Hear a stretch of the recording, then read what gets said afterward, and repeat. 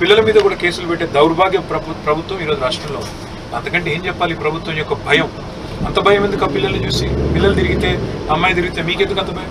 అంటే వాళ్ళ మీద కేసులు పెట్టడం వల్ల నేను అడుగుతున్న పాయింట్ ఏంటంటే కార్యకర్తలు మీ నాయకులు కూడా కొంత ఇబ్బందికరంగా ప్రచారానికి వెనుకడిగేసే పరిస్థితి లేదంటారు. మేము ఉద్యమంలోంచి వచ్చిన వాళ్ళు ఇట్లాంటి కేసులని, ఇట్లాంటి జైళ్ళని చాలా చూసాము. రాజశేఖర్ రెడ్డి లాంటి ముఖ్యమంత్రితోనే కొట్లాడు. రేవంత్ రెడ్డి గారు రాజశేఖర రెడ్డి గారి కాలి గోరు కూడా సరిపోదు. కాబట్టి ఇట్లాంటి అల్లాటప్ప నాయకులతో భయపడే ప్రసక్తి లేదు. ఇట్లాంటి వాళ్ళతో ఎట్లా కొట్లాడాలో మాకు తెలుసు. మా నాయకుడు కేసీఆర్ గారు ఉన్నారు, ప్రజలు ఉన్నారు, పైన దేవుడు ఉన్నాడు. తప్పకుండా వారితో ఎట్లా కొట్లాడాలి అట్లా. అంటే కేటీఆర్ గారు ఇప్పటివరకు హైదరాబాద్లో గతంలో ఉన్న మేయర్, డిప్యూటీ మేయర్, రీసెంట్గా ప్రస్తుతం ఉన్న మేయర్, డిప్యూటీ మేయర్ కూడా బీఆర్ఎస్ వాళ్ళే. వాస్తవానికి వాళ్ళంతా కాంగ్రెస్లో చేరిపోయారు. దాని ప్రభావం ఉండదు? డెఫినెట్గా ఉంటుంది. ప్రజల్లో రియాక్షన్ వైల్డ్గా ఉంటుంది. ఎందుకంటే అధికారం ఉన్నప్పుడు మాతో ఉండి అధికారం పోగానే పారిపోయే వాళ్ళ గురించి ప్రజలు ఏమనుకుంటారో మీరు భవిష్యత్తులో చూస్తారు. వాళ్ళ భవిష్యత్తు రాజకీయంగా ఎట్లా ఉండబోతుందో కూడా మీరు చూస్తారు. ముమ్మాటికి ప్రజలు వాళ్ళకి తగిన గుణపాఠం చెప్తారనే విశ్వాసం నాకుంది.